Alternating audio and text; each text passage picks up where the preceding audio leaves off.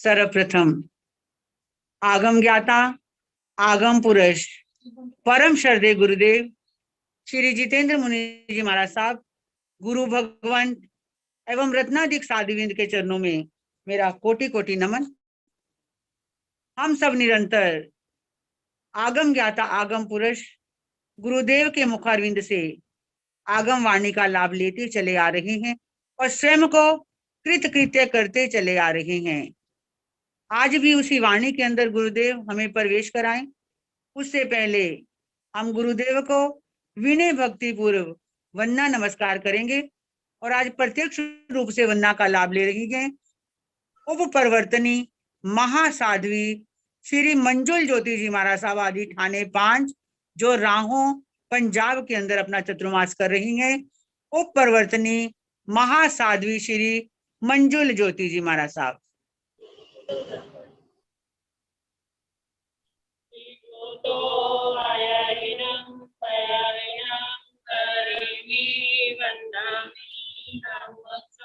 सकारे भी सम्माने भी कल्याणं मंगलम देयं सेव्यं प्रज्वा स्वामी मनोनंदामि भूतो आयाहिनं करेमि बन्धामि स्वामी सकारे भी सम्माने भी कल्याणं मंगलम देयं सेव्यं प्रज्वा स्वामी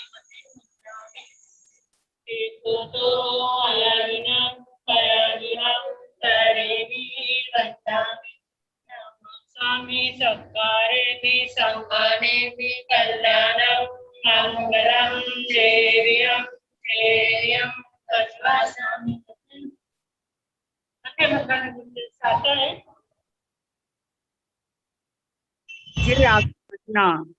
निर्विघ्नता से चलती रही गुरुदेव पानी से हम सब लाभान्वित होते रहे। इसके लिए निरंतर तपश्चर्या गुरु भगवंत और साधुविंद कर रही हैं और आज की तपश्चर्या के नाम है सेविका बहन सुनीता जैन शालीमार बाग, साध्वी कर्णिका जी महाराज साहब, सुशिष्या श्री श्रेष्ठा जी महाराज साहब, महासाध्वी उप प्रवर्तनी श्री रमेश कुमारी जी महाराज साहब, महासाध्वी श्री संतोष कुमारी जी महाराज साहब, महासाध्वी उप प्रवर्तनी श्री रमेश कुमारी जी महाराज साहब की सुशिष्या साध्वी श्री शमा जी महाराज साहब, महासाध्वी उप प्रवर्तनी श्री रमेश कुमारी जी महाराज साहब की सुशिष्या साध्वी श्री करुणा जी महाराज साहब एवं श्रमणी गौरव डॉक्टर सुनीता जी महाराज साहब की शिष्या साध्वी श्रुति जी महाराज साहब। इन सब की तपश्चर्या की मैं बहुत बहुत अनुमोदना भी करती हूँ और सबको बहुत बहुत सुख साता भी पूछती हूँ। अब गुरुदेव आगम ज्ञाता आगम पुरुष गुरुदेव श्री जितेंद्र मुनि जी महाराज साहब के चरणों में मैं विनय भक्ति पूर्व यही कहना चाहती हूँ कि गुरुदेव अपनी गंगा से आगम गंगा से आप हमें लाभान्वित करें। गुरुदेव उपाध्याय श्री जितेंद्र मुनि जी महाराज साहब।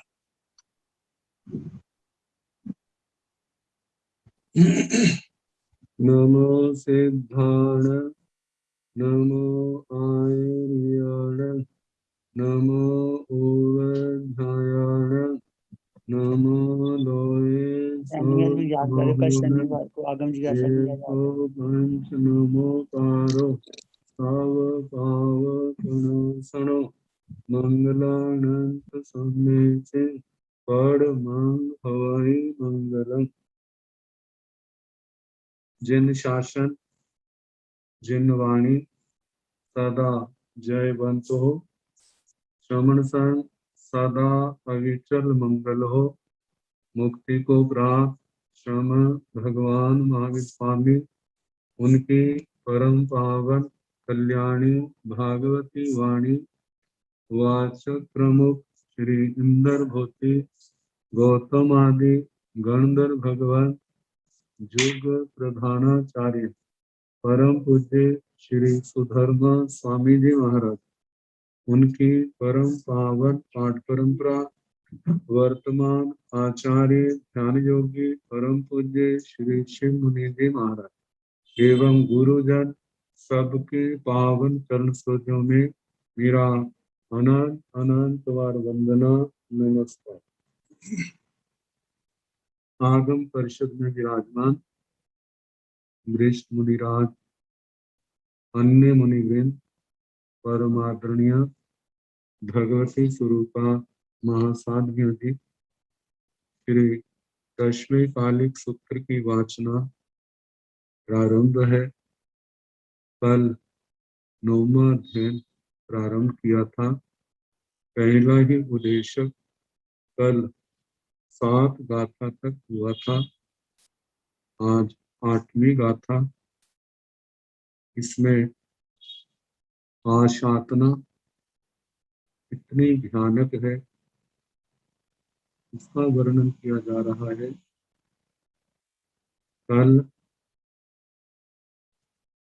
आशी विष सर्प, शेर, हालाहल, जहर, इनके संबंध में बताया था कितने भयानक हैं। लेकिन गुरुओं की आशातना उससे भी ज्यादा भयानक है। आगे बताया है, जो अव्ययम शिरसा भित्तुमिच्छे सुत्तम वासिहं परिभोह इच्छा, जो वा दये सत्य अग्गे पहारम ए सोवमा आसायनया गुरुणम। जो कोई व्यक्ति पव्ययम पर्वत को शिरसा अपने सिर से, अपने माथे से, भित्तुमिच्छे भेदना चाहता है, ये संभव नहीं है। पर्वत का भेदन तो क्या होगा, उसका सिर ही टूटेगा। पहली बात। दूसरी बात, सुत्तम व सिंहम परिगोह इच्छा, सोए हुए शेर को जो जगाता है, कहते जिस शेर को देखने मात्र से व्यक्ति दहल जाता है, और ऐसे व्यक्ति ऐसा कोई व्यक्ति उस शेर को जगाए तो क्या होगा, उसका अपना ही विनाश होगा। जो वा दये सत्य अग्गे पहारम, जो कोई व्यक्ति सत्य अग्गे शक्ति की धारा पर, मानो शक्ति भाला है, तीक्ष्ण धारा वाला, उसके ऊपर मुष्टि से, हाथ से प्रहार करता है, या तीक्ष्ण धारा वाली तलवार के ऊपर अपनी मुट्ठी से, अपने हाथ से प्रहार करता है, तो उस धारा का तो क्या बिगड़ेगा, उसका हाथ ही कटेगा। ए सोवमा आसायनिया गुरुणम, जही उपमा गुरुओं की आशातना से है। कहते हैं जो पर्वत को सिर से फोड़ना चाहे, भेदना चाहे, सोए शेर को जगाना चाहे, जो वह और जो शक्ति की धारा के ऊपर अपने हाथ मुट्ठी आदि से प्रहार करना चाहे, पैर से करे, तो ऐसा व्यक्ति, उसको समझदार नहीं कह सकते, कहते हो मूर्ख है, अज्ञानी है, इसको इतना पता नहीं, अपना ही घात कर रहा है। ऐसे ही गुरुओं की आशातना करने वाला भी मूर्ख ही नहीं, वो महामूर्ख है, अज्ञानी है, जिसको ये पता नहीं ये आशातना कितनी भयानक है, कैसे जन्म मरण को, अवोधि को, संसार को बढ़ाने वाली है, दुर्गतियों को बढ़ाने वाली।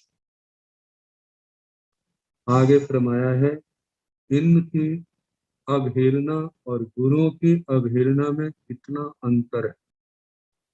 सियाहु शीसेण गिरिं भिंदे, सियाहु सिंहो कुबियों ने भक्ते, सियान भिंदी जब सत्य अगम, ने आभिमुखो गुरु ही लड़ाए।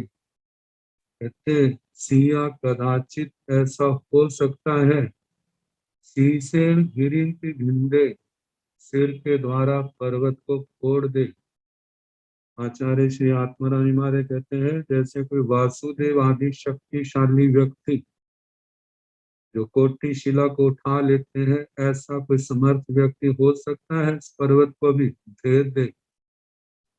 सिया हो सी हो कुलियो न धोखे, हो सकता है कोई मंत्र शक्ति के द्वारा जो अपने शरीर के बल के द्वारा शेर का निग्रह कर ले और वह कुपित हुआ शेर उसको खा न सके, ऐसा भी हो सकता है। सिया न भिंदित व शक्ति अगम, ऐसा भी हो सकता है वो शक्ति का अग्र भाग उसका भेदन ना करे।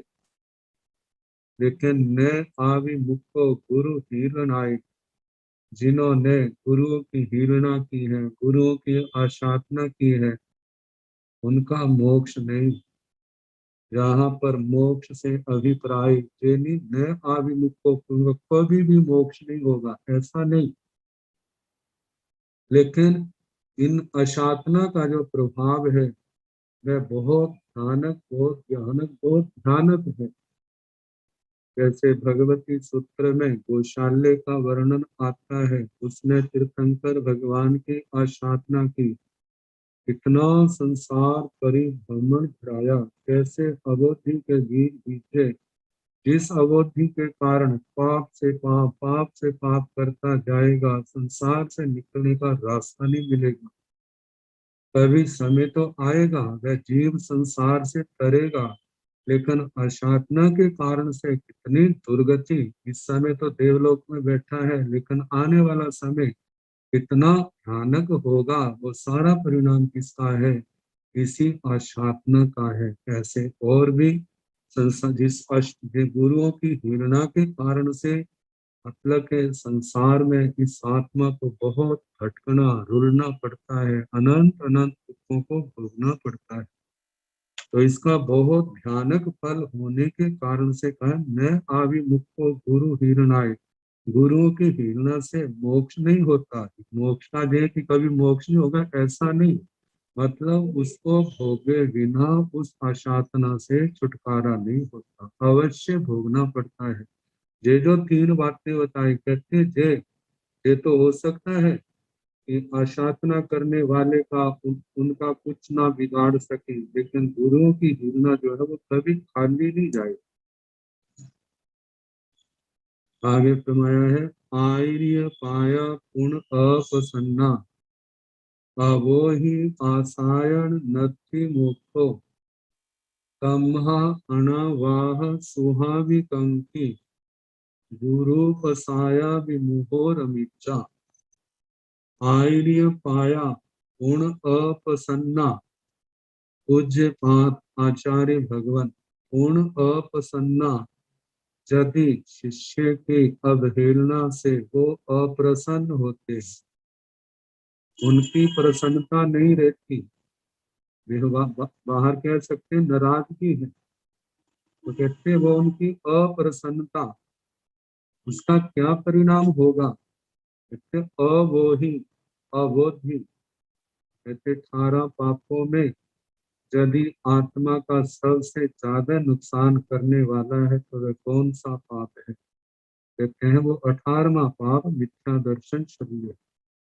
जब आत्मा को बोध ही नहीं होगा, अबोध भी उल्टा बोध है, विपरीत है, धर्म अधर्म लगता है, अधर्म धर्म लगता है, जो अच्छे हैं वो बुरे लगते हैं, जो बुरे हैं वो अच्छे लगते हैं, अच्छे स्थान अच्छे नहीं लगते, बुरे स्थान अच्छे लगते हैं। ऐसी अवस्था में व्यक्ति आगे बढ़ता बढ़ता पाप से पाप, भयानक पाप करता जाता है और दुर्गतियों की तैयारी कर लेता है। तो कहा है कि इससे छुड़ाने वाला संसार के अंदर कोई मिलेगा नहीं। तो क्या परिणाम होगा उनकी नाराजगी का, उनकी अप्रसन्नता का? अवोही, आत्मा को अबोधि मिलेगी, बोधि का अभाव होगा, ज्ञान दर्शन चरित्र इनकी प्राप्ति नहीं होगी। आसायन नथी मोको, आशाधना से आत्मा का मोक्ष नहीं, मतलब उससे भोगे बिना छुटकारा नहीं। तमहा, इसलिए अनावाह सुहाविकम की, स्वाभाविकांक्षी सुख की चाहना करने वाला। कैसे सुख की चाहना करने वाला? अनावाह, अनावाद, जिसके अंदर कोई बाधा नहीं है। अनावाद सुख, वो कौन सा सुख है जहाँ कोई बाधा नहीं? वह है सिद्ध व्यक्ति का, जो कर्मों के क्षय से इस आत्मा के अंदर प्रकट होता है। उस शाश्वत सुख की आकांक्षा करने वाली जो आत्मा है, कैसी हो? गुरु पसाया विमोह रमिजा, गुरुजनों की प्रसन्नता के लिए रमिजा, रमन करे, अपनी प्रवृत्ति करे, हर कार्य में ध्यान रखे, मेरे किसी कार्य के द्वारा, किसी व्यवहार के द्वारा मेरे गुरुओं की आत्मा को क्लेश ना पहुंचे।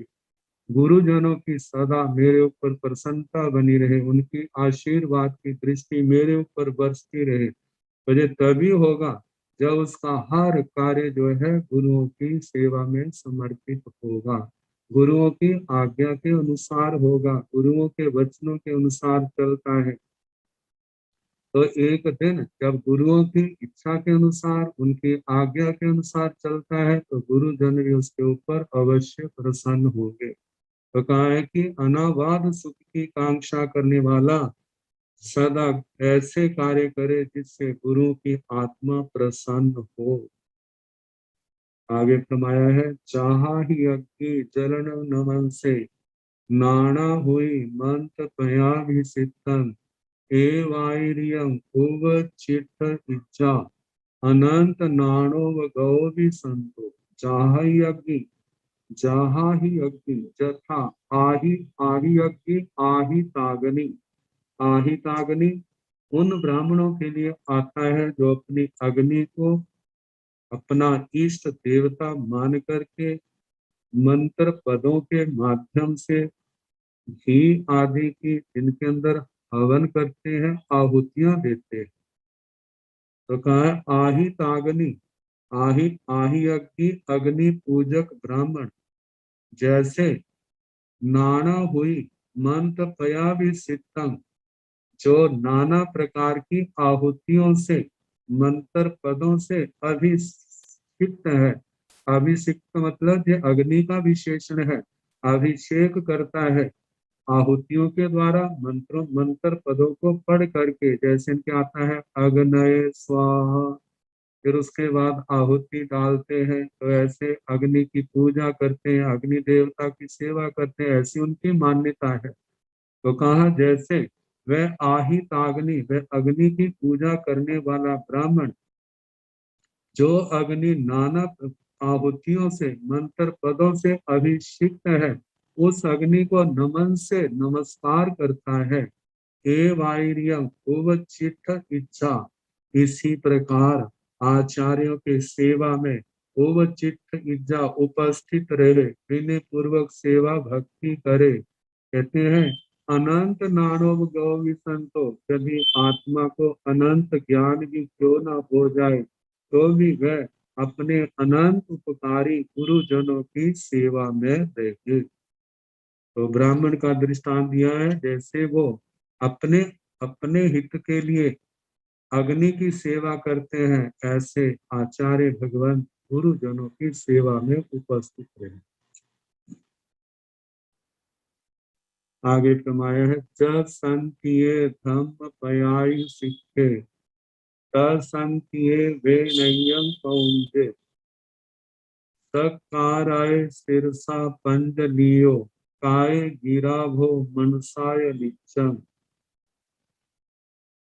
जल संतिये जिनके पास में, जिनके सानिध्य में धम्म पयायु सीखे, धर्म पदों को सीखे। धर्म पद जहाँ धर्म शास्त्र कहते हैं, धर्म पद धर्म है जिनका फल, सिद्धांतों की जानकारी है जिनका फल, ऐसे आगमों का ज्ञान, उनको आगमों का ज्ञान प्राप्त करें, आगमों को सीखे, सीखे, शिक्षायत सीखे।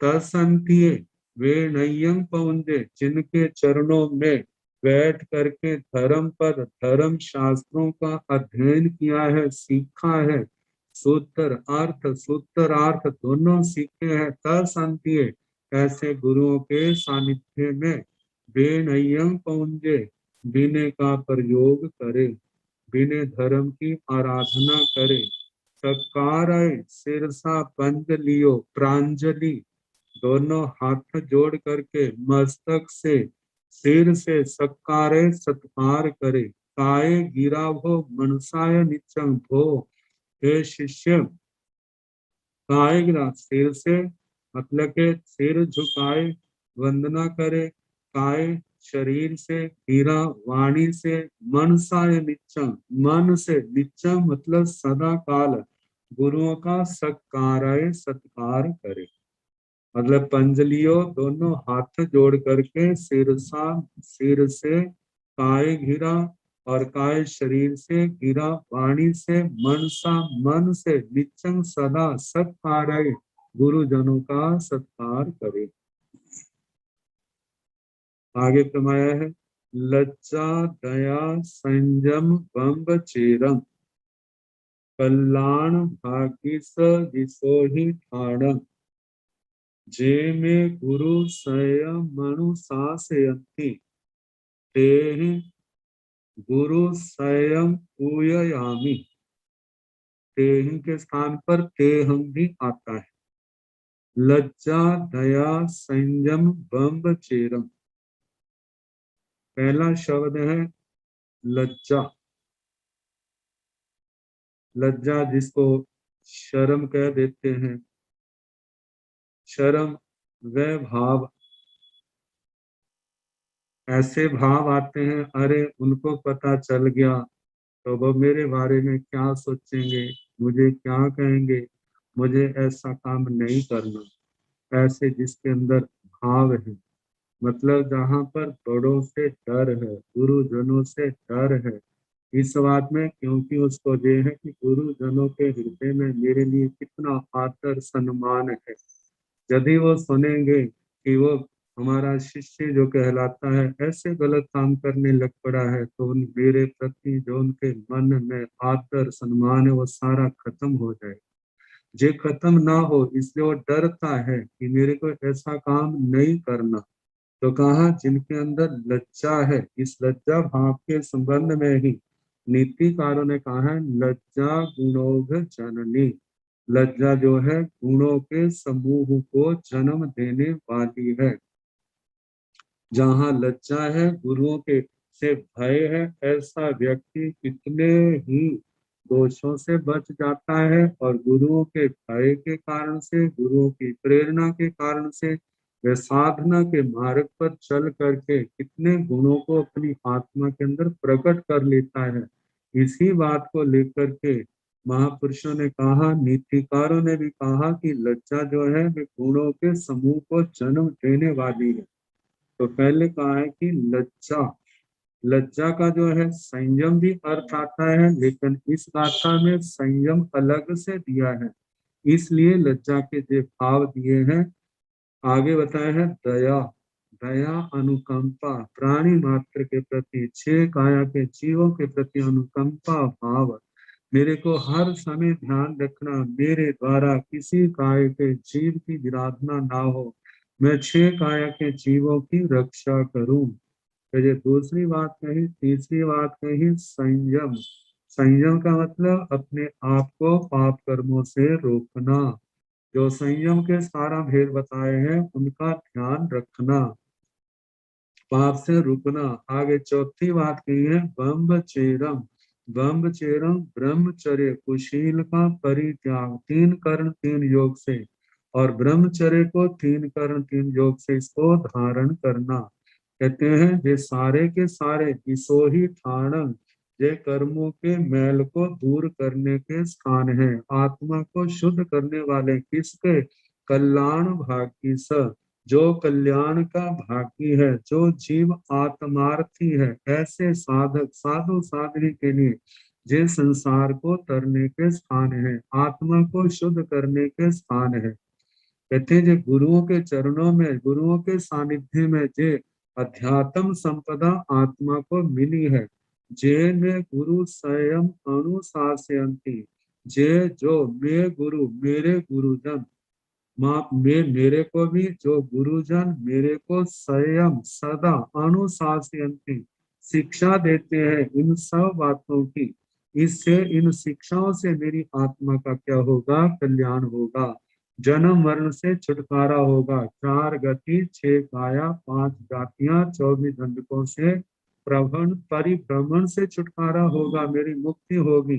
तेहिं गुरु स्वयं भूयामी, तेहिं तेहिं जहाँ पर बताया है इन कारणों से गुरु स्वयं, मैं गुरु जी की स्वयं सदा भूयामी, मैं पूजा करता हूँ, मैं उनको वंदना करता हूँ, अपने जीवन का समर्पण मैंने मन वचन काया से किया है, इन कारणों से किया है।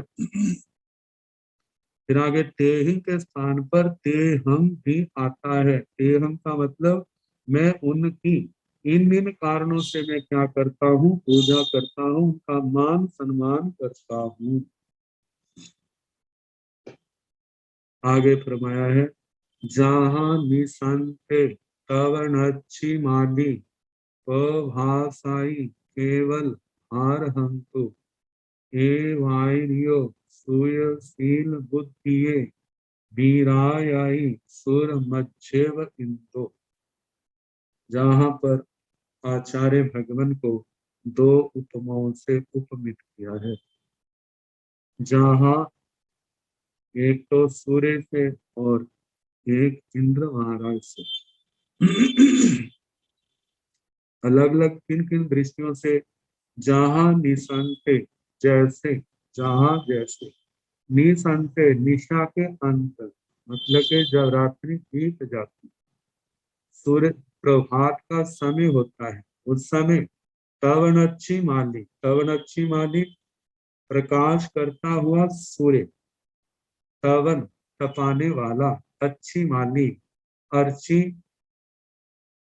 अर्ची जिस किरणें जिनकी मालाएं हैं, ऐसे तो कहा कि ऐसे जो प्रकाश करने वाला सूर्य, जैसे रात्रि के व्यतीत होने पर, सूर्य उदय होने पर केवल भारहंतु केवल संपूर्ण भारतवर्ष को क्या कर देता है, प्रभाषित करता है, प्रकाशित करता है। एवं आयरियो सुयशील बुद्धि, इसी प्रकार आचार्य भगवत शुद्ध शील बुद्धि ज्ञान से अपने गच्छ को, अपने संग को जहां जहां विचरते हैं, वे अपने शील के द्वारा, अपने शास्त्रीय ज्ञान के द्वारा, अपनी आध्यात्मिक ज्ञान के द्वारा संसार में प्रकाश करते हैं। वो सूर्य जो है वो द्रव्य अंधकार को दूर करने वाला है। आचार्य भगवान अरिहंत भगवंतों की पावन वाणी, जिन वाणी सुना करके भव्य जीवों के मिथ्यात्व के अंधकार को दूर करते हैं। मिथ्यात्व के अंधकार को दूर करना ये सूर्य के वश की बात नहीं है। जिस अंधकार के दूर होने पर आत्मा जागृत हो उठता है, आत्मा को अपने लक्ष्य का बोध हो जाता है, और उसके बाद जैसे जैसे उसका क्षोक्षम बढ़ता है, वह पाप से पीछे हटता हुआ धर्म मार्ग पर आगे बढ़ता बढ़ता अपने लक्ष्य मोक्ष मार्ग पर आगे से आगे बढ़ता जाता है। तो ये सारा उपकार आचार्य भगवंतों का है। तो कहा शुद्ध शील बुद्धि से, इसी प्रकार आचार्य भगवान भी संग में, चतुर्विध संग में जहां जहां विचरते हैं, वे अज्ञान के, मिथ्यात्व के, अविरति आदि के अंधकार को दूर करते हैं। आगे उपमा दी है वीरायाई सुर मध्य व इंदो, वे अपने संग में साधु साध्वी श्रावक श्राविका संग में कैसे शोभायमान होते हैं। सुर मध्य व इंदो, सुर मध्य वो मतलब जैसे देवताओं के मध्य में, इंदो जैसे इंद्र महाराज अपनी सभा में शोभायमान होते हैं, इसी प्रकार संग में आचार्य भगवान शोभायमान होते हैं। ये दूसरी उपमा दी। जैसे कहा जाता है कि इंद्र महाराज, सौधर्मेंद्र महाराज अपनी सौधर्मेंद्र सभा में, तो वहां पर 84 अपने सिंहासन पर विराजमान 84,000 समानिक देवता हैं। 33 प्राय त्रिंशक देवता हैं, 4 लोकपाल हैं, सोम यम वरुण वे श्रवण, 8 अग्र महिषियां अपने परिवार के साथ, 3 परिषदाएं, 7 सेनापति अपनी सेनाओं के साथ, और 84,000 चारों दिशाओं में अंग रक्षक हैं, जिनकी संख्या जो है 3,36,000 वन जाती है। तो कहा जाता है कि ऐसे कि अपनी सभा में जैसे इंद्र महाराज शोभायमान होते हैं, ऐसे चतुर्विध संघ में अपने साधु समुदाय में आचार्य भगवान शोभायमान होते हैं। अगली उपमा जो है वो चंद्रमा से दी है। जहाँ शशि कोमई जोग जुत्तो, नक्षत्र तारा गण परि बुढ़प्पा, के सोहाई विमले अभ मुखे, एवं गणी सोहाई भिक्खु मज्जे।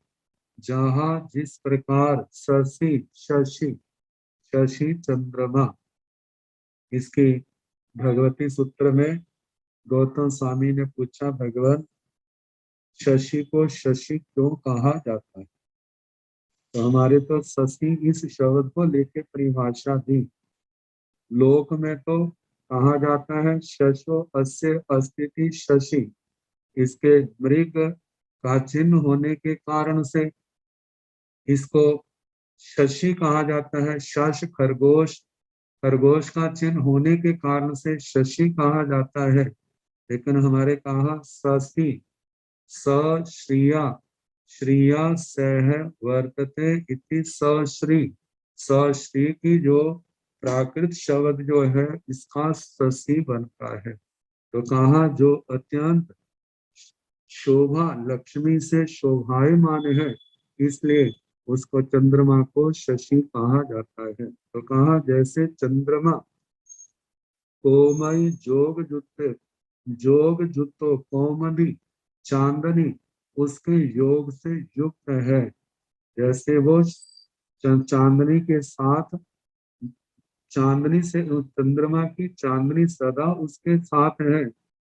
नक्षत्र तारागण परिबुड़प्पा, नक्षत्र तारागण उनसे घिरा हुआ है, मतलब चारों ओर उसके कोई ग्रह है, नक्षत्र है, तारे हैं, उनसे परिवृत घिरा हुआ, चारों ओर चांदनी फैली हुई है। कहते खे सोहाई विमले अभ मुखे, कहते खे आकाश में, आकाश कैसा है? 2 विशेषण दिए हैं कि विमले जो विमल है, अभ मुखे वहां पर जो अभ्र बादलों से मुक्त है। आकाश में कोई बादल नहीं है, मिट्टी कट्टा नहीं है, आकाश बिल्कुल साफ है। जैसे आकाश में चंद्रमा चांदनी के साथ नक्षत्र तारा गणों के समूह से घिरा हुआ सोहाई शोभते शोभायमान होता है। एवं गणी सोहाई भिक्खु मज्जे, एवं इसी प्रकार गणी गणी गणों अस्य अस्तिति, गणी गण साधु साधियों का समुदाय है जिनके पास है। एक तो इस बात को लेकर के गणी कहा, दूसरा है गुणों का गण समूह होने के कारण से आचार्य भगवान के लिए गणी शब्द का प्रयोग हुआ है। तो कहा इसी प्रकार भिक्षु मध्य, भिक्षु नाम मध्य, भिक्षुओं के मध्य में गणी आचार्य भगवंत सोहै शोभायमान होते हैं। तो जहां पर आचार्य भगवंत के लिए 3 उपमाएं आई, पहली सूर्य की, दूसरी इंद्र महाराज की, तीसरी चंद्रमा की। आगे प्रमाया है महागरा आयरिया महेशी, समाहि जोग सुयशील बुद्धिये, संपावियो कामे अनुत्तराई, आराहाय तोसाई धम्म कामी। आचार्य भगवंतों के संबंध में फिर कहा जा रहा है महागरा आयरिया महेशी, आचार्य भगवंत आयरिया आचार्य भगवंत महेशी महर्षि महान सिद्ध गति की ईष्णा करने वाले, सिद्ध गति को पाना जिनका लक्ष्य है, इसलिए महर्षि कहा। महर्षि महान ऋषि। ऋषि शब्द की व्युत्पत्ति बताई थी, रेशनाथ रिक्ति करनाथ कर्मणाम। रेशन, रेशन का मतलब रिक्त करना। रिक्त किसको करना? आत्मा में जो कर्म मैल है, संयम और तप की आराधना से जिसको दूर करते हैं, दूर करने के कारण से आचार्य ऋषि कहा जाता है। तो आचार्य भगवान कैसे हैं? महान ऋषि। महान ऋषि महर्षि है, तो आचार्य महर्षि कहते क्या है? महागरा, महाकर है। आकर कहते हैं खान को। तो कहा आचार्य भगवान कैसी खान है? महाकर, महाखान है। किनकी है? समाधि जोगे सुयशील बुद्धिये। समाधि योगों की, श्रोत की, शील की, बुद्धि की, इनकी खान है। समाधि के योग, समाधि के योग, धर्म योग, जितना भी चारित्र आचार है, ज्ञानाचार, दर्शनाचार, चरित्राचार, तपाचार, बलवीर्य आचार, ये सारे के सारे जितने धर्म योग हैं, ये सारे समाधि के योग हैं। जैसे 5 महाव्रत है, 5 छठे रात्रि भोजन का त्याग है, 5 समितियां, 3 गुप्तियां हैं, 10 प्रकार का यति धर्म है। ये सारे के सारे क्या है? धर्म योग हैं। धर्म आराधना करते समय आने वाले 22 प्रकार के परिचय हैं, 3 प्रकार के 22 परिचय हैं, 3 प्रकार के उपसर्ग हैं। इन सबको समता से सहना, ये सारे क्या है? संबद्ध निर्जरा के कारण है। तो कहा इन समाधि योगों से, और समाधि योग की व्याख्या देवी की है ध्यान योग। अब ध्यान योग जितना भी ये आचार शास्त्र है, भगवान का उपदेश है, हर समय इसका पालन करने में ध्यान रखना, तो ये सब ध्यान योग। आगे कहा है सूय, सूयस, श्रुत का मतलब जहाँ द्वादशांगी वाणी का अभ्यास है।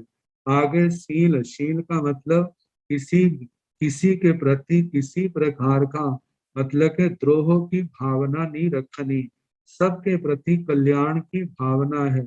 आगे कहा है बुद्धि है, बुद्धि, बुद्धि जो है उत्पत्ति की आदि, ये 4 प्रकार की बुद्धियां हैं, इनके क्या है? इनसे संपन्न है।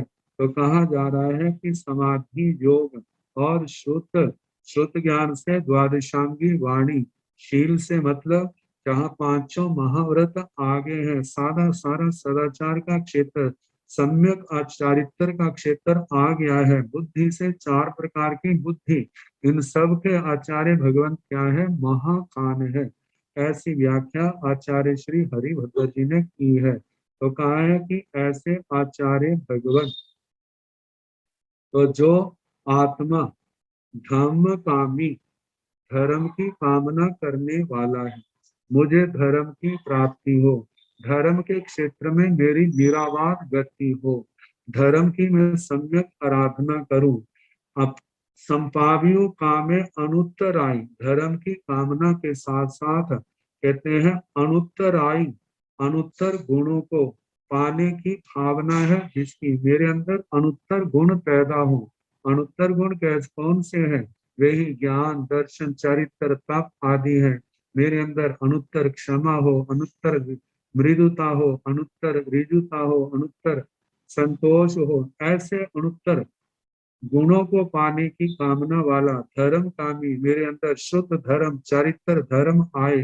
कहते हैं ऐसे गुणों की जो कामना वाला है, आ रहा है, आचार्य भगवंतों की आराधना करे, तो साई अपने बिने व्यवहार से उनको प्रसन्न रखे। कहते हैं आचार्य भगवान क्या चाहते हैं? उनकी तो यही कामना है। सेवा करने वाले तो उनके पास बहुत है, उनका शरीर अपना समर्थ है। कहते हैं उनकी आज्ञा का पालन करना, जितनी आज्ञा का पालन करेंगे, आज्ञा भी क्या है? वो भी शास्त्र सम्मत है। जो भगवान की आज्ञा है उसी का स्वयं पालन करते हैं, अपनी आज्ञा में रहने वालों को उसकी पालन करने का निर्देश देते हैं। जो जो साधक इस आज्ञा का पालन करते हैं, आचार्य भगवान उससे कितने प्रसन्न होते हैं। तो कहा जाता है भगवान की आज्ञा, आचार्य भगवंतों की आज्ञा में रहना, जो उनकी आराधना है, और अपने सेवा व्यवहार से उनको प्रसन्न करना है। तो कहते हैं जो उनको ऐसे आराधना करता है, जो उनको ऐसे प्रसन्न करता है, ऐसा जीव सारे गुणों का भागी कैसे बनता है। इसके संबंध में आगे फरमाया जा रहा है, सुचान में हावी सुभासी आई, सो सय आई रिय पमत्तो, आ राह इत्तान गुणे अनेगे, से पावई सिद्धि मनुत्तरं ती वेगी। सुचान मेहावी सुहासी आई, मेहावी मेधावान, बुद्धिमान, प्रज्ञाशील साधक, मुमुक्षु आत्मा, सुभाषियाई सुचान, इन सब सुभाषितों को सुन करके, ये सुभाषित कैसे हैं?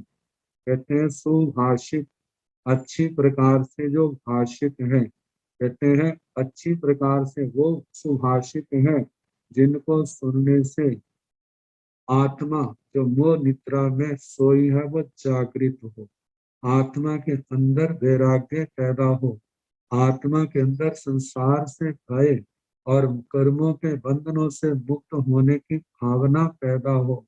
ऐसे वचन जो हैं वो सुभाषित होते हैं। अरिहंत परमात्मा के द्वारा, अरिहंत भगवान के मार्ग पर चलने वाली जो मुमुक्षु आत्मा आचार्य भगवान आदि महापुरुष हैं, उनके वचन सुभाषित हैं।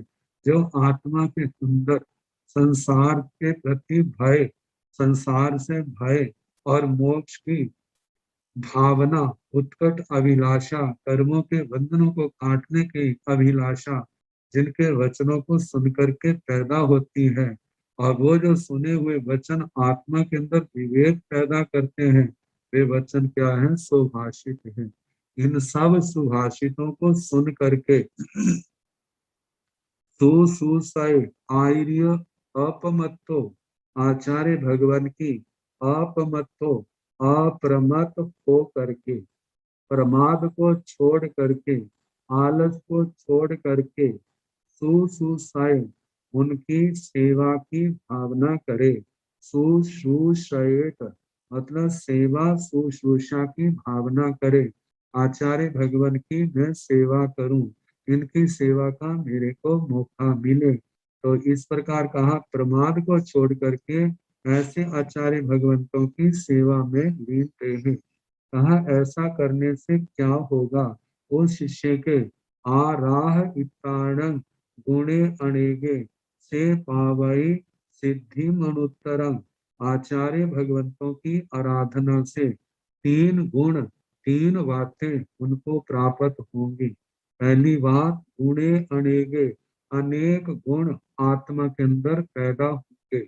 जो चारित्र के गुण, ज्ञान दर्शन चारित्र तप के जो गुण आज अणु रूप में है, छोटे रूप में है, उनका भी विस्तार बढ़ता जाएगा, वे विशाल रूप धारण कर लेंगे।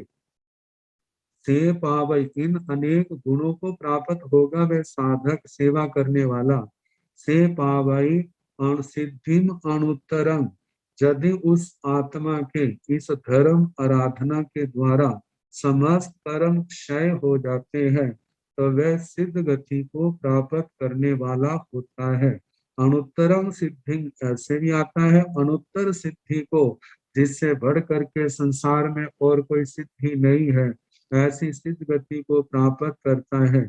और उस आत्मा के यदि सारे सभी कर्म क्षय ना हो तो अनुत्तरम, उनोत्तर विमानों में, उनोत्तर आराधक स्थान को, अनुत्तर विमानों में तो एकांत आराधक स्थान है, मतलब विमानिक देवलोकों में भी आराधक स्थान को प्राप्त करता है। जिस विशुद्ध आराधना से वहां पर देव भव को पूर्ण करके पुनः मनुष्य भव पा करके, पुनः प्रतिबोध पा करके इस संयम तप की निर्दोष आराधना करता हुआ वह समस्त कर्मों को क्षय करके सिद्ध गति को प्राप्त हो जाता है। वे भी आचार्य भगवान कहते हैं, इस अध्ययन से संबंधित जो अर्थ मैंने इस उद्देश्य का अपने गुरुजनों से सुना था वह आपको मैंने सुनाया, अपनी ओर से कुछ भी इसमें मिलाया नहीं है। इति वीणे समाहि अध्ययने परमो उदेशो समत्तो, इस प्रकार वीणे समाधि अध्ययन में प्रथम उद्देशक समाप्त।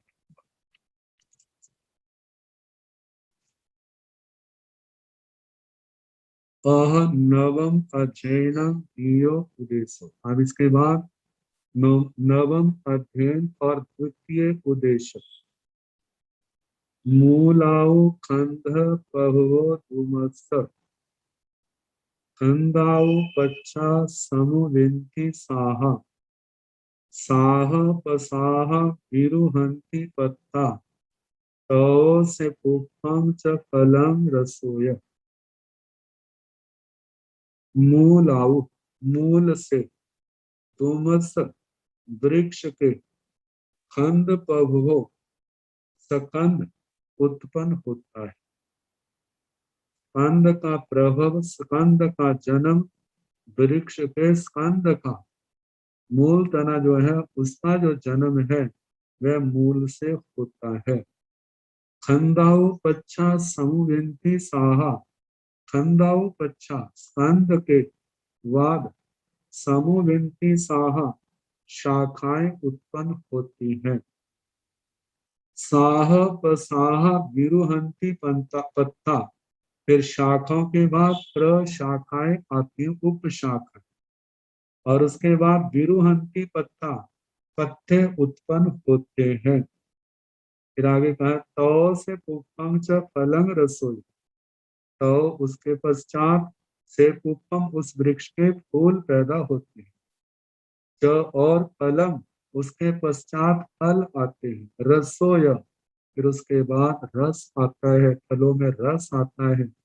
तो कहा जैसे मूल से स्कंद, स्कंद से शाखाएं, शाखा से प्रशाखाएं, फिर उसके बाद पत्ते हैं, उसके बाद फूल हैं, फिर फल हैं, फिर रस है।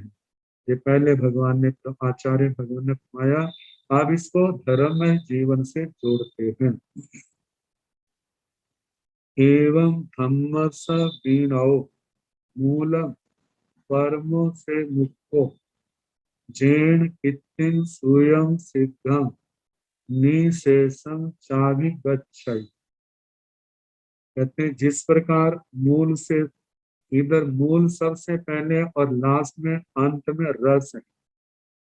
धर्म के क्षेत्र में एवं धम्मस वीणो मूलम, धर्म का मूल क्या है, जहां पर विनय है।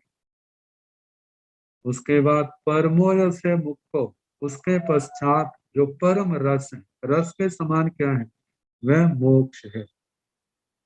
मूल विनय और रस के रूप में मोक्ष है। कहते हैं इस विनय से जैन, जिस विनय के द्वारा इत्तिम स्वयं सिद्धा निशेषम चाभि गच्छै, मुमुक्षु आत्मा इत्तिम कीर्ति को स्वयं श्रुत सिद्धम, सिद्धम के शीघ्र भी कहा जाता है, शलाघ्य भी इसकी छाया है। शीघ्र मतलब जल्दी, आत्मा के अंदर विनय धर्म आया है तो ये सारे गुण शीघ्र आएंगे।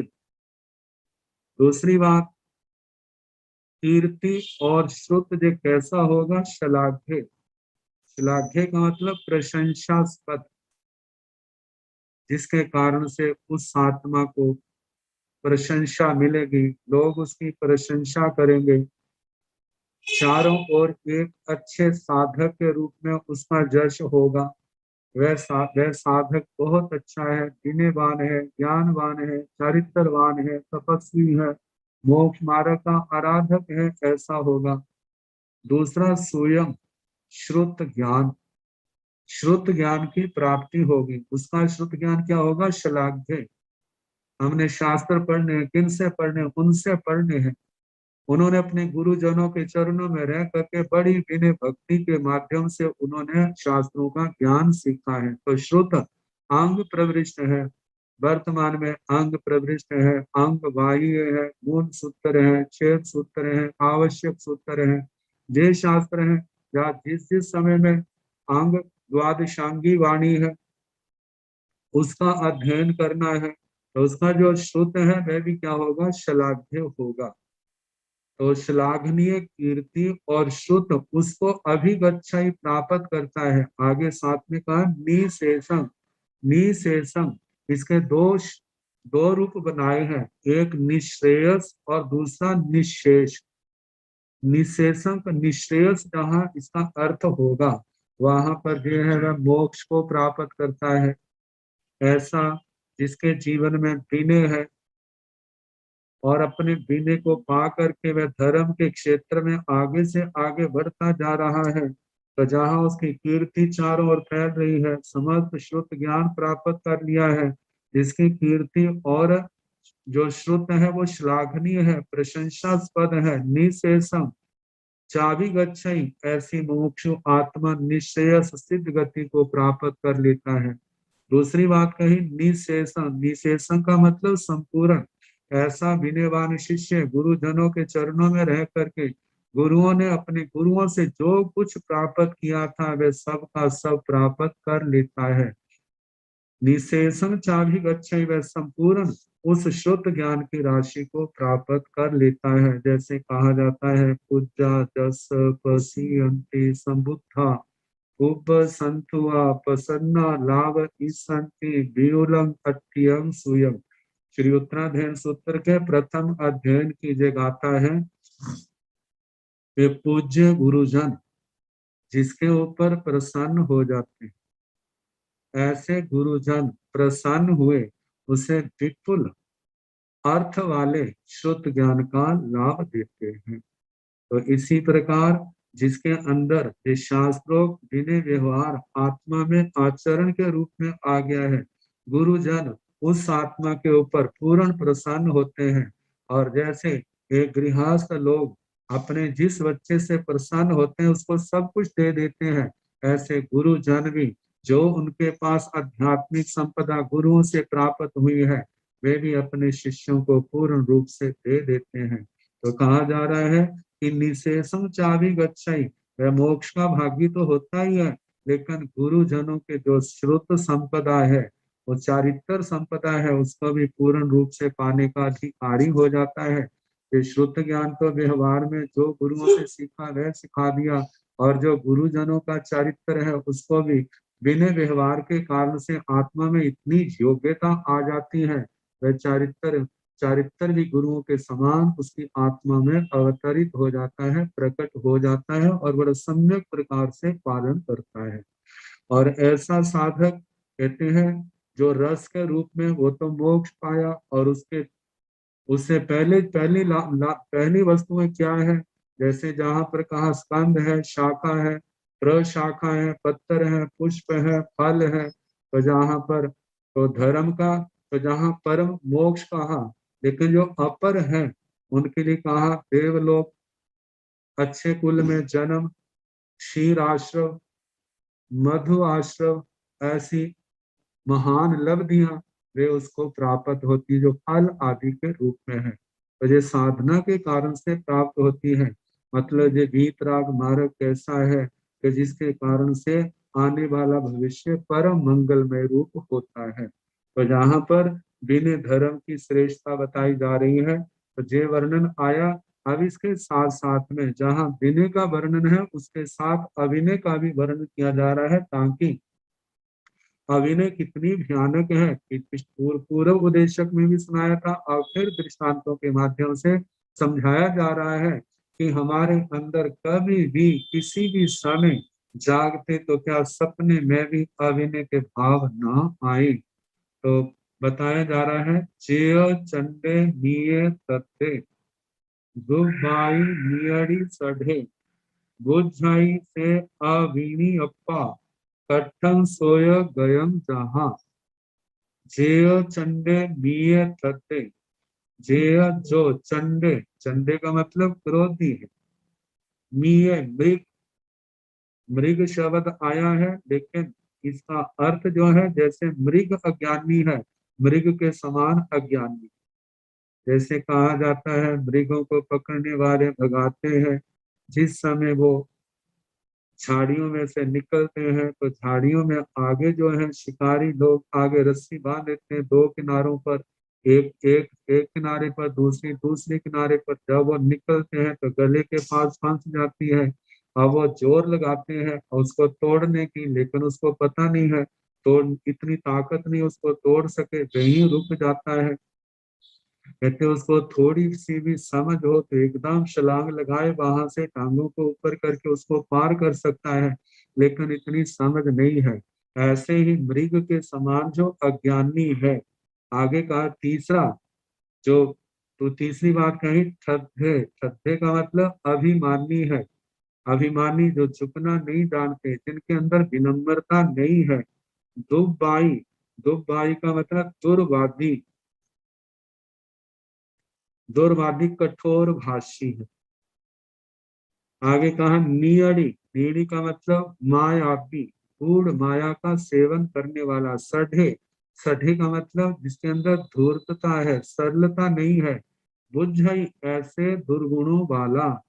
बुझई से अविनीयप्पा, ऐसी आत्मा को, ऐसे दोषों वालों को कहा है वह अवनीत आत्मा है। से वह बुझई, वह डूबता है कहा संसार सागर में। दृष्टांत दिया है कट्ठं सोय गयं, जहां जहां जैसे सोय गयं पानी के प्रवाह में, नदी आदि में कट्ठं। कट्ठं का मतलब काठ, काठ जैसे बह जाता है, इसी प्रकार वह भी क्या हो जाता है, बह जाता है। जहां पर उस अवनीत शिष्य के लिए तो कहा बुझ जाई, वह संसार सागर में डूब जाता है। बुझने में तो डूबने में भी आता है, बहने अर्थ में भी आता है। जैसे वो लकड़ी पानी के अंदर बह जाती है, ऐसे वो संसार के प्रवाह में बह जाता है। वो प्रवाह क्या है, जैसे समुद्र में लहर के चक्कर में जो आ जाता है, लहरें जहां उसके, जो लहरों के चक्कर में आया है उसके वश में अब कुछ नहीं है। लहर उसको जहां ले जाती है वहीं पहुंच जाता है। दूसरी लहर आती है उसके चक्कर में है, वो दूसरे किनारे ले गया, फिर तीसरी, और कहीं ऐसे ही भटकता रहता है। ऐसे ही जैसे समुद्र में भटकता है, ऐसे चारों गतियों में, कभी नरक में, कभी त्रियंश में, कभी मनुष्य गति, कभी देव गति, इन चारों गतियों के अंदर चक्कर लगाता रहता है, लेकिन उसको बोध की प्राप्ति नहीं होती। कहते हैं बाहर की साधनाओं से वो देवलोक तो पा लेता है, लेकिन समझ ना होने के कारण से मन के अंदर वैराग्य भाव नहीं आता, आत्मारथ की भावना नहीं जागती, तो वो संसार सागर में लहरों में बह जाता है, संसार समुद्र में डूब जाता है। अवजे दोष, आचार्य भगवान इन दोषों के बारे में सुना रहे हैं। आत्मा ने क्या भावना करनी, हे परमात्मा मेरी आत्मा के अंदर ऐसे दोषों के कोई भी अंश जो अभी जागृत अवस्था में नहीं, सुप्त अवस्था में हो, तो हम भावना भाई हमारी साधना के द्वारा ये दोष क्या हो जाए, नष्ट हो जाए। इन दोष, जब ये दोष यदि नष्ट ना हुए, उदय में आएंगे तो इस आत्मा को भटकाएंगे। ऐसी अवस्था ना आए तो ये दोष हमारे जीवन से, हमारी आत्मा से सदा के लिए खत्म हो जाए। तो आगे बताया है इन दोषों के कारण से कैसे कैसे और दोष पैदा होते हैं। वीणियम की जो उवायणम चोयो कुपाई नरो दिव्यंसो सीरी निचंती दंडेन पड़ी से है। कहते गुरुजन उवायणम, कभी मधुर शब्दों से, कभी कड़वे रुखे तिखे शब्दों से, वीणियम वीणे को सिखाते हैं। चोइयो, गुरुओं के द्वारा प्रेरित, जो नरो, जो मनुष्य, जो व्यक्ति कुपाई, क्रोध करता है। गुरुजन तो आत्मा के हित के लिए, संयम इनका निर्दोष हो, तपस्या इनकी निर्दोष हो, इनके जीवन में कोई दोष ना आए। इन जिन दोषों के कारण से आत्मा को संसार सागर में डूबना पड़ता है, भटकना पड़ता है, ये दोष खत्म हो जाए। उन दोषों को दूर करने के लिए वे विनय के लिए प्रेरित करते हैं, धर्म आराधना के लिए प्रेरित करते हैं। लेकिन जिसको प्रेरित किया जा रहा है कुप्पई नरो, वह व्यक्ति कुपित होता है। मेरे को क्यों शिक्षा दे रहे हैं, मैं तो अनजान हूँ, मैं भी तो जानता हूँ। लेकिन कहा गुरुजन मानो प्रेरणा दे रहे हैं तो मानो भूल गए हैं, तो वो आपको जा दिलाने के लिए हैं और साथ में वो अपना कर्तव्य निभा रहे हैं, कहीं आप भूल ना गए हो। कहा तो उनका धन्यवाद मनाना चाहिए, लेकिन अज्ञानता मूर्खता के कारण उनके प्रति रोष प्रकट किया जा रहा है। तो रोष के कारण से इसका क्या दुष्परिणाम होगा? कहते हैं गुरुजनों की शिक्षा को जो इस प्रकार ठुकरा रहा है वो क्या कर रहा है? कहते हैं दिव्यं सो सिरी मिचंती, दिव्यं सिरी दिव्य श्री दिव्य शोभा इज्जंती, जो उसके पास आ रही है तो वह अवनीत आत्मा दंडन पड़ी से है, वह डंडे से उसको क्या कर रहा है? रोक रहा है, कहने मेरे पास नहीं आना। इसके संबंध में दृष्टांत देते हैं, कहते हैं वो उसी व्यक्ति के समान है जो गुरुओं के उपदेश को ठुकरा रहा है, गुस्सा कर रहा है। जैसे किसी के घर में लक्ष्मी सजी धजी आ रही है और कोई मूड गवार डंडा लेके दरवाजे पर खड़ा है और उसको डांट रहा है, तेरे को मेरे घर में नहीं आना। ऐसे व्यक्ति को मूर्ख महामूर्ख ही कहा जाता है। कहते हैं वो लक्ष्मी चली जाएगी तो नुकसान तो होगा, लेकिन इतना नहीं। लेकिन इस आत्मा के पास यदि धर्म संपदा आ रही है, यदि धर्म संपदा को इस आत्मा ने मूढ़ता के कारण ठुकरा दिया, तो इस आत्मा को तीन लोक में कोई शरण देने वाला नहीं होगा। तो इसलिए कहा जाता है, जो उपमा के द्वारा समझाया है, जो गुरुओं की बात को ऐसे ठुकरा देता है तो जो व्यक्ति उसी मूर्ख के समान है कि जो घर में आई हुई लक्ष्मी को डंडे मार के बाहर निकालता है। आगे बताया है कि अवनीतों की क्या दशा होती है। तहेव अविनियप्पा उव वज्जा हया गया दीसंति दूह में हंता आभि ओग मुगठिया। तहेव इसी प्रकार अविनियप्पा जो अवनीत आत्मा है, उव वज्जा जो अपने मालिकों के द्वारा जिनका वाहन का रूप में प्रयोग किया जाता है, वो कौन से हैं? हया गया, हय का मतलब घोड़े हैं, गया का मतलब हाथी है। कहते हैं जो अवनीत आत्मा, अवनीत जैसे घोड़े हैं, हाथी हैं। आभि ओगम उगठिया सेवक भाव को जो उपस्थित प्राप्त है। दूह मेहंता दिसंति दूह मेहंता दुख को भोगते हुए दिसंति दिखाई देते हैं। कहते हैं ये सारा जो आज उनको त्रियंच गति मिली है और उसके साथ दुष्ट भाव मिला है, उन दुष्ट भावों के कारण से मालिक उनके ऊपर परेशान नहीं है। परेशान न होने के कारण से उन घोड़े हाथियों आदि का कोई ध्यान नहीं रखते, और जब काम कराना है वो काम ठीक नहीं करते तो कैसे उनको डांट पड़ती है, कैसे उनकी मार पिटाई होती है, कैसे वो दुख भोगते हैं। तो ये सारा किसका कारण है? ये सारा उनकी अवनीतता का कारण है, दुष्ट भाव का कारण है। तो जहाँ पर पशुओं के माध्यम से बताया है ये तो अवनीत भाव, अब इसके आगे वनीत भाव समझाया जा रहा है। तहेव सुविणी अप्पा उव बज्झा हया गया तीसंती सुह मेहंता इड्ढिंग पत्ता महाजसा। तहेव उसी प्रकार सुविणी अप्पा जो शुभनीत आत्माएं है, शुभनीत व्यक्ति है, उब बच्चा वही उनके वाहन आदि, हया गया हाथी घोड़े हैं, हाथी है। कहते इड्ढिंग पत्ता महाजसा मतलब वो हाथी घोड़े कैसे हैं? मालिक के इशारों के अनुसार चलने वाले हैं, मालिक उनसे प्रसन्न है और वो पशु जो है मालिक से प्रसन्न है, क्योंकि वे मालिक के इशारों के अनुसार चलते हैं, मालिक उनकी पूर्ण रूप से सेवा करता है, उसका उनका स्वामी। तो ऐसा करने से, अच्छा काम करने के कारण से, भत्रिक स्वभाव होने के कारण से इड्ढिंग पत्ता वे रिद्धि को प्राप्त होते हैं।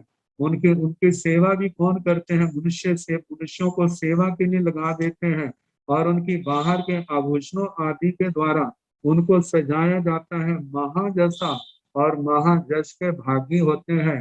कहते हैं कि जैसे कि ये पशु बहुत अच्छा है, इसके कारण से हमें बहुत लाभ हो रहा है, इसके कारण से हमें कभी परेशान नहीं होना पड़ा।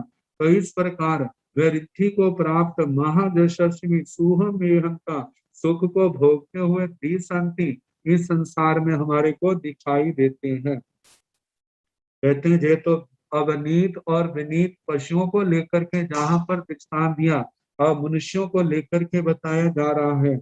तहेव अविनीयप्पा लोगंसी नर नारियो ईसंति दूह मेहंता छाया ते विगलिंदिया। कहते हैं तहेव उसी प्रकार अविनीयप्पा जो अवनीत आत्मा लोगंसी नर नारियो लोक में मनुष्य है स्त्रियां हैं। कहते हैं छाया ते विगलिंदिया छाया कशा आदि के डंडे आदि के आघात से शरीर पर निशान पड़ जाते हैं। बिगल इंदिया अब मालिक भी जो है गुस्से में आकर के किसी का हाथ काट दिया, किसी की नक काट दी, किसी का कान काट दिया। ऐसे दूह मेहंता हे वे दूह मेहंता दुख भोगते हुए तीसंती साक्षात संसार में दिखाई देते हैं। आजकल तो अवस्था कुछ और है, लेकिन प्राचीन काल का इतिहास देखते हैं।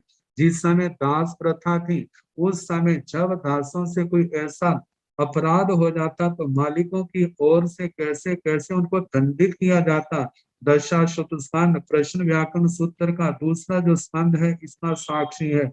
कैसे कैसे उनको दंडित किया जाता, जहां तक के शरीर की चमड़ी उतार देते थे गुस्से में आकर के। तो कहा भी अवनीतता के दृष्टांत है कि अवनीतता के कारण से संसार में कैसे लोग दुख पाते हैं। अब इसके आगे फरमाया दंड सत्य परिजुन्ना असभ वय नेहिय करुणा विवन छंदा कुपिवासाई परि गया। दंड सत्य परिजुन्ना कहते ऐसे अवनीत पुरुष जो है अवनीत आत्माएं दंड सत्य परिजुन्ना दंड डंडे और शस्त्रों से जर्जरित उनके प्रहारों से शरीर क्या हो गया जीर्ण हो गया है। असभ्य वयने ही और असभ्य वचनों से जिनको प्रताड़ित किया जा रहा है। करुणा अत्यंत दीन अवस्था को प्राप्त हुए। विवन चंदा जिनके अपनी कोई इच्छा नहीं है, दूसरों की इच्छा के अनुसार ही चलना पड़ता है, जिनके लिए कहा है पराधीन है। कुह पिवासाई परिज्ञा कुपिवासाई क्षुधा और प्यास आदि से जिनके शरीर प्यास से गले सूख रहे हैं, भूख से पेट की आंतड़ियां जो है कैसे कुलबुला रही हैं, ऐसे उनको भूख प्यास के कैसे कष्ट सहने पड़ते हैं। ये सारा का सारा परिणाम संसार के अंदर उनकी अवनीतता के कारण से ही है। आगे फरमाया जे तो अवनीत भाव के कारण से कैसी संसार के अंदर दयनीय दशा उन जीवों को भोगनी पड़ती है। कई बार तो ऐसा देखा जाता है इस जन्म की अवनीतता है, कई बार पूर्व जन्मों की अवनीतता के कारण से ऐसे स्थानों पर पहुंच जाते हैं जहां पर उनके मालिकों में कोई दया नहीं है, पास रहने वाले कोई ध्यान नहीं रखते और उनके कारण से कितने कष्ट उन जीवों को भोगने पड़ते हैं। अब जैसे अवनीत पने के दृष्टांत सुनाए हैं, वर्णन किया है। अब शुभनीत विनीतता का विनय धर्म का कैसा मधुर परिणाम है इसके संबंध में बताया जा रहा। तहेव सुविनी अप्पा लोगंसी नर नारियो दीसंती सुह मेहंता इठिंग पत्ता महाजसा। तहेव उसी प्रकार सुविनीयप्पा जो सुविनीत आत्मा है, मतलब आज्ञा मानने वाले सुविनीत। लोगन से नर नारियों लोक में नर नारियां हैं, मनुष्य हैं, स्त्रियां हैं। इठिंग पत्ता महाजसा अपने अनुकूल व्यवहार से अपने बिने व्यवहार से कैसे हैं रिद्धि को प्राप्त है, समृद्धि को प्राप्त है। महाजसा महाजशस्वी है अपने गुणों के कारण से, अपने भक्ति व्यवहार के कारण से चारों ओर जो व्यक्ति बहुत अच्छे हैं ऐसा उनका जश फैला है। सुह मेहंता संसार में सुख भोगते हुए दिसंति इस संसार में देखे जाते हैं। तहेव अविनी अप्पा देवा जखाय गुज्जगा दिसंति दूह मेहंता अभियोग मुगठिया। ये तो केवल मनुष्य लोक की बात कही, मनुष्य लोक में त्रियंचों की अवस्था बताई, मनुष्यों की अवस्था बताई। जहां पर अवनीतों की बताई थी वहां पर जहाँ पर जो त्रियंच शुभ नीत है उनकी कितनी अच्छी व्यवस्था, और जो मनुष्य है उनकी व्यवस्था इस गाथा के अंदर बताई है। अब देवलोकों में भी, वहां पर भी तो विनीत अवनीत का व्यवहार पाया जाता है। उस व्यवहार के कारण से, मतलब कि अवनीतता के कारण से देवताओं की क्या दुर्गति होती है और विनीतता के कारण देवताओं की क्या सुगति होती है, दो गाथाओं के अंदर इस बात का वर्णन किया जा रहा है। तहेव अविनियप्पा देवा जखाय गुच्छगा दिसंति दूह मेहंता आभियोगमुवतिया। उसी प्रकार अवनीत आत्मा जो देवता है, चक्ष है, गुह्यक जाति के देवता है, अभियोगम उबठिया अभियोग्य भाव, अभियोगी भाव सेवक भाव को प्राप्त हुए, दूह मेहंता अवनीतता के कारण, कहना न मानने के कारण से, दुष्ट प्रकृति के कारण से दुख भोगते हुए दी संति दिखाई देते हैं। जे हमारे को तो दिखाई नहीं देते, लेकिन श्रुत केवली आचार्य श्री शंभु स्वामी जी महाराज श्रुत केवली है, अतीन्द्रिय ज्ञान के धारक हैं, अरिहंत परमात्मा है। वो तो अपने केवल ज्ञान, केवल दर्शन के द्वारा सारे संसार को साक्षात देख रहे हैं। तो कहा उन हमारे से कोई चीज अप्रोक्ष हो सकती है, उनसे परोक्ष नहीं। तो कहा जाता है कि वो साक्षात देख रहे हैं कैसे देवी देवता अपनी अवनीतता के कारण, उदंतता के कारण से कैसे वो अभियोग भाव को प्राप्त हुए दुख भोगते हुए दिखाई देते हैं। तहेव सुविणी अप्पा देवा जक्षाय गुज्जगा दिसंति सुह मेहंता इद्धिंग पत्ता महाजसा। इसी प्रकार सुविनीत आत्मा जो देव है, जक्ष है, गुह्यक है, किसी भी जाति के जो सुविनीत देव देवियां हैं, इद्धिंग पत्ता व रिद्धि को प्राप्त महाजसा महाजशस्वी सुह मेहंता सुख को भोगते हुए दिसंति दिखाई देते हैं। आगे फरमाया है जे आयरिय उपधायान सुसा वर्णन करे तेसिंग शिक्षा पवदंती जल सित्ता इव पाएबा। आत्मा के गुणों का विकास कैसे होता, ज्ञान कैसे निर्मल हो, श्रद्धा कैसे निर्मल हो, चारित्र कैसे निर्मल हो, तपस्या कैसे निर्मल हो, हमारे गुणों में बढ़ोतरी कैसे है, तो गाथाओं में बताया जा रहा है। जे आयरिय उपधायान, जो शिष्य आचार्य भगवंतों के, उपाध्याय भगवंतों के सुसूसा वर्णन करे, उनकी सेवा शुश्रूषा करते हैं, उनके वचनों को मानते हैं। करे के स्थान पर कई जगह करा भी आता है कि बहुवचन के अंदर, लेकिन जहाँ करे लिखा है तो कहा है कि शुश्रूषा, वचनों को स्वीकार करने वाले, मानने वाले। तेसिंग शिक्षा पवदंती, उनकी जो विनयवान है, गुरुओं इनकी सेवा करने वाले हैं, ऐसे कैसों की शिक्षाएं बढ़ती हैं। किस प्रकार बढ़ती हैं, जल सिक्का एवं पाएवा, जैसे जल से सिक्त, जल से सिंचे जाने पर वनस्पति पादप वृक्ष बढ़ते हैं, जैसे वो उनकी वृद्धि होती है, इसी प्रकार उन आत्माओं की जो गुरुजन आचार्य भगवंत, उपाध्याय भगवंतों के, उनकी आज्ञा के अनुसार चलते हैं, उनकी आज्ञा मानते हैं, कहते हैं उनकी शिक्षाएं जो है उन्हीं वनस्पतियों के समान बढ़ती हैं, जैसे वनस्पति पानी से वनस्पतियां बढ़ती हैं। जल सिक्का इव पाएवा, जल से सिंचे हुए जैसे वृक्ष बढ़ते हैं, ऐसे विनयवान शिष्यों के गुण, उनकी शिक्षाएं बढ़ती हैं। अपनट्ठा परट्ठा वा सिप्पा नेवनियाणिय गीनो उपभोगट्ठा इह लोगस्य कारण। आगे बताया जाएगा संसार में इस लौकिक शिक्षा पाने के लिए व्यक्ति जो है कितनी कितनी इतनी गुरुओं के कठोर अनुशासन को सहते हैं, फिर कहीं जाकर के वो अपनी कलाओं में पारंगत होते हैं, जबकि वो कला केवल एक जन्म का सुख देने वाली है, जन्म जन्म का नहीं। लेकिन गुरुजनों के द्वारा जो सिखाई जाने वाली धर्म कला है, वह तो आत्मा के जन्म जन्म के दुखों को मिटाने वाली है। और जो संसार की शिक्षा पाने वाले अपने गुरुजनों के कठोर व्यवहार के होने पर भी कैसे उनकी सेवा करते हैं, कहना मानते हैं, तो कहा जो इस आत्मा के अनंत उपकारी गुरुजन है, उनके प्रति हमारे कैसे भाव होने चाहिए, इनके संबंध में कल जैसे समय होगा फिर आगे इसके आगे पढ़ाने का, सुनाने का प्रयास किया जाएगा। नमो अरिहंताण, नमो सिद्धाण, नमो आर्याण, नमो वज्रायाण, नमो लोए संसाहुण, एसो पंच नमो कारो सव पाव प्रणसणो मंगलानंत संवेसिं परमं हवै मंगलम् श्री चतारि मंगलम् अरिहंता मंगलम् सिद्धा मंगलम् साहु मंगलम् केवली पुनत्तो धम्मो मंगलम् चतारि लोकोत्तमा अरिहंता लोकोत्तमा सिद्धा लोकोत्तमा साहु लोकोत्तमा केवली पुनत्तो धम्मो लोकोत्तमो चतारि शरणं प्रवज्जामि अरिहन्ते शरणं प्रवज्जामि सिद्धे शरणं प्रवज्जामि साहु शरणं प्रवज्जामि केवली पुनतं धम्मं शरणं प्रवज्जामि चार शरणं सुख करने दुख करने मंगल करने और शरणा नहीं कोई जो भव प्राणी आश्रय अक्षय